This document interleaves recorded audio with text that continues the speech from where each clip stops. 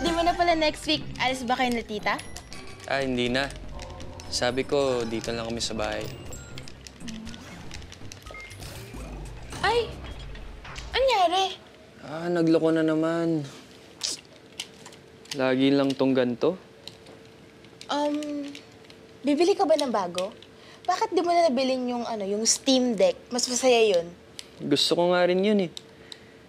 Pero hindi na siguro. Alam ko naman na malaki na ang gastos ng mami sa pagkikimo ko. Kaya nga sa birthday ko, gusto ko dito lang kami, sa bahay. Uy, ano iniisip mo? Ah, wala. Naisip ko kasi paano kung mag-isa ka dito. Hindi ka ba naiinip? Hindi ah. Kasi lagi naman kitang kausap eh. Eh, hindi ka pa ba nabobore kapag magkausap tayo? Hindi. Kahit paulit-ulit na lang yung kwentuhan natin? Hindi nga. Oh, nangyari sa'yo? Okay ka lang? Okay lang. Sure ka, ha? Ano nararamdaman mo? Ngayon, Oo. nai-in love.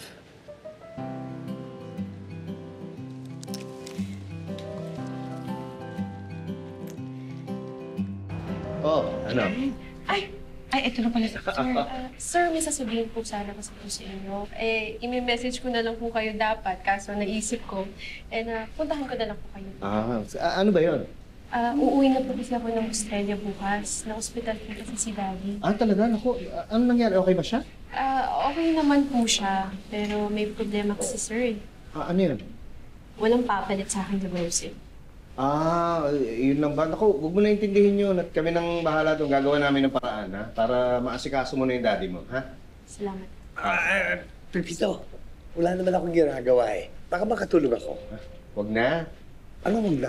Huwag na, palalaki mo lang problema eh. May naisip po kung pwedeng pumalit sa akin, kaso hindi ko siya kasama sa grocery. Sino? Si Chito po.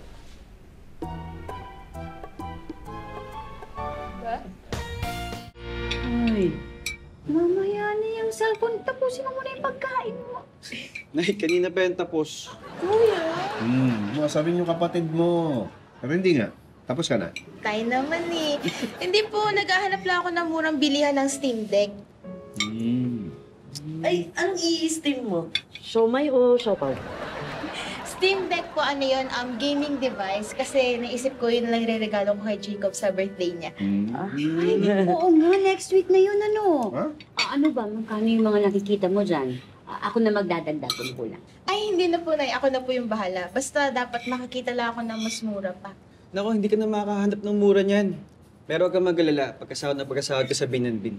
Papautangan kita. Teka, sabihin din ka na? Hindi naman tayo. Mag-a-apply pala ako. Kala ko sisimula ka na yun. Pwede mo bang Pwede mo pa bang i-atras yan? Pwede naman tayo.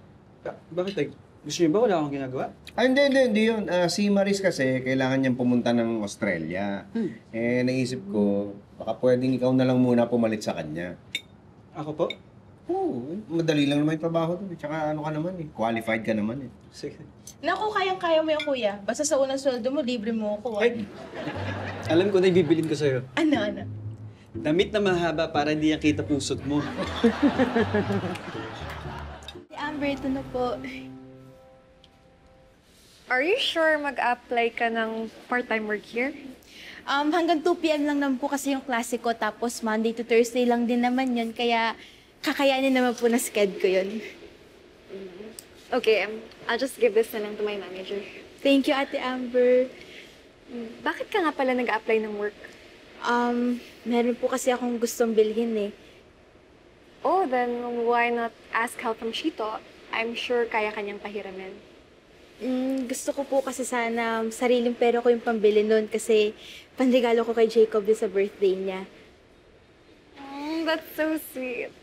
Dory, ikaw ang ire-recommend ko sa manager namin. Ay, thank you, Ate Amber. Promise po, hindi kayo mapapahiya sa akin. Kabisado ko kaya yung buong menu nyo dito. Talaga? Tinulungan ka ba ni Chito? Ay, hindi. Kasi natikman ko na lahat ng food nyo dito eh.